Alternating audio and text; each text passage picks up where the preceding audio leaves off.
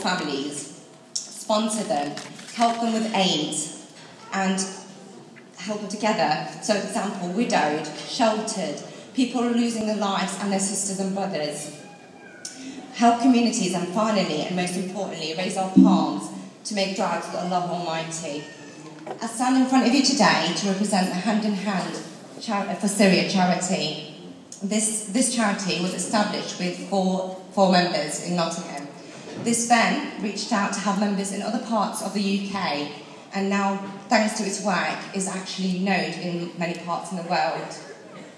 It is a humanitarian charity, so our focus is non-political. We do not get involved in politics. We just want to supply treatment.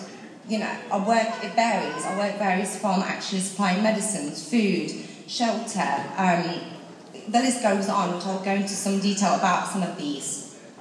Our members are varied from various professional backgrounds. So we've got doctors, we've got medics, etc. And all these people have full-time jobs along with families, but they feel so passionate about the cause that they're willing to give every single minute that they can spare to this cause, to actually develop new initiatives, new ways of helping, and actually answering to their brothers and sisters in Syria. We have sent aid to many parts in Syria, including Jabal al-Zawiya, Homs, Hama, Idlib, Daraa, suburbs of Damascus, and soon we'll be going to Deir ez-Zor, inshallah. So how do we do it? Where does the money go? When people donate, what do we do with it? How do we decide what is needed and where is it needed? So, I forgot to speak about offices. We've got 2 offices in Lebanon and 1 office in Syria. In Lebanon, we also deal with the High Commission for Syrian Revolution, which is also based in Turkey. And we also deal in Syria with the Council of Revolution, along with many of our contacts. So going back to how do we do our work? So our people on the ground tell us what is needed. They know where it is needed. And we then pursue the relevant parties to actually obtain what is needed. So clothes and blankets were requested. Our colleagues, our volunteers in different parts of the UK actually went and pledged these things. These were then sent to Nottingham, where they were sorted out into appropriate sections and then shipped out to Syria and also to Lebanon and Turkey, to the actual refugee camps. This might not come to a surprise to anybody. Medicine and medical aids were high on the list. Now, medicine is very expensive and hard to actually obtain in these surrounding countries, not just in Syria. So we've had people like yourselves and I with medicines left in our cupboards that we no longer use, we don't actually want, it's just there. We've had that donated. Like clothes, this was sorted out and actually shipped out. But this did not fulfill the list that was supplied to us. As we know, in a war zone, the kinds of medication you need is very different to your day-to-day life. We approached using money that was donated by people. We went to pharmaceutical companies, wholesalers, and we bought the appropriate medicines, and we bought it already packaged and we shipped it out. But these medicines were actually supplied to 2 clinics that we sponsored in Lebanon, actually on the border between Lebanon and Syria. These clinics are constantly set up with money and medicines. The medicines also were sent to Al-Zahra Hospital in Lebanon. This hospital, the 2nd floor of this hospital, is actually for the injured Syrians. I mean, it's called a rehabilitation ward. Before donations that were made, their actual medicine cupboard was a little box, and I'm not exaggerating. Because of the donations, we managed to transform that into actually a room full of medicines. We also helped with pay the rent of this ward. And if I tell you the numbers, it's ridiculous how much it costs to actually run this. Medicines were also sent inside Syria, so people on the ground know which medicines are needed where, and they actually distribute it accordingly. Medicines were also sent to the field hospital in Syria, which we also supplied, set it up, so beds, medical appliances, basics, along with more, we're hoping to supply with more complicated stuff. So also operations. So there are some operations. So we have doctors. We have people that are injured and they need medical attention. These people they can't pay. So what do we do? Do we let them die? Or do we actually get money to pay for these operations? Find a doctor that would happily do it, or pay the actual hospital. I'll talk about two briefly. One of them was a little girl. This little girl lost half of her leg from the knee downwards. This girl's so naive and doesn't actually know what has happened, even after undergoing after a few weeks. She doesn't know what happened. She thinks her leg is going to grow back. And her only wish was to have a computer. And I'm not talking about a PSP, I'm not talking about an iPad. She was happy with a £30 little computer, and that was the world to her. That made her wishes come true. She was also supplied with a plastic leg to keep her going for life. Another operation was a young girl, I'll say young, she's actually a 22-year-old married lady. She's got a newborn baby, and this lady was fleeing her house, which was undergoing bombings. As she was running, she was caught up with a missile, and a lot of her face was torn off, and is now, at the moment, undergoing reconstruction of her face. We've hired 3 doctors in Lebanon, so that when medical attention is needed, it is given there and then. We are not waiting, we're not losing lives as we wait for a doctor to accept to do it, or wait for money to be given in order to do this operation.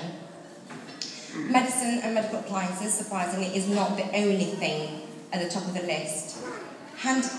Joint first place is food. Food is very expensive in Syria at the moment, and is actually scarce. If you can find food, then have the money, basically.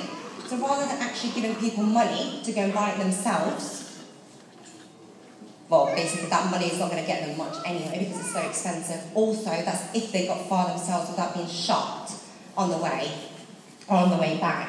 We came up with the idea of food baskets. So we buy food in bulk, which obviously then we get discounts, and people on the grounds then split these foods into baskets. So things such as rice, lentils, pasta, baby milk, etc., oil, is then delivered to each family's house. So the families that need it the most is delivered to them first, obviously. These people that are actually delivering are risking their lives. They're having to run from one house to the other. At some points they're actually smuggling themselves in between places. And we have lost some people on the way. We say we've lost them, unfortunately. Their families think, no, actually, we've gained a martyr in our family. In the winter months, in November and December, coal and electric heaters were actually bought and distributed accordingly. And one of those occasions, 3 tons of coal was actually purchased. Now that was in November and December. Last week, as we all know, although it was February, it was snowing in Homs. So what about now? Do we stop buying coal because there's no funds? We can't stop. They were actually collecting water from the actual snow because there was no water. They were out of water for 4 days. So we need to act. To this day, up to today, up to coming into this room, we sponsor 740 families in Syria, so in different parts of Syria. What do I mean by sponsoring them? We actually, on a monthly basis, supply them with their basic needs. So you've got your food, you've got your medicine. These are delivered to them. 100 of these families are in Daraa, and a new 100 have just been signed up in Idlib. And numbers are only going to increase because the situation does not look like it's going to get better. We have lists of every single item and to whom it was given to. So names are on there. However, the actual access to these lists is very limited to 2 of our members. So from all this huge, this huge charity, we only have 2 members. Why is that? That's because we need to keep these names, both of the people that are actually working and the people that are recipients. We need to keep them confidential for their safety and for the recipient's dignity. However, these lists are made for spot checks. So we've had a few of our UK representatives, 2 of which were doctors, go out on numerous occasions to visit. Why do they do that? Why do they go out? For 3 reasons, basically. The first was to actually get a real feel of the situation. What is it like now? Second of all, is to actually give more support to the people that are working for us, but also the people that are having to live this day by day. And third of all, to actually ensure that the medical aid, the actual aid is received where it's needed. Help is given to those that need it most, and it's actually being given full stop. Our team, following one of these visits actually, it was to the refugee camps in Lebanon. It was noted that some of these families were living in unexplainable environments. So I'm not talking about 6 families with their kids in a little room. I'm talking about disgusting, a place that a rat wouldn't live in, never mind a human being. And our members felt that something had to be done, and something was done. A block of flats was then rented out, and these people were moved into it. However, this block of flats is expensive. It does cost us money, and we needed to release more money to actually help more families. So, in the process as we speak, actually, a house is undergoing its final stages of construction, and these people will be moved into it, which means more money is spent on others. Our members don't stop at this. They don't stop at doing all of this.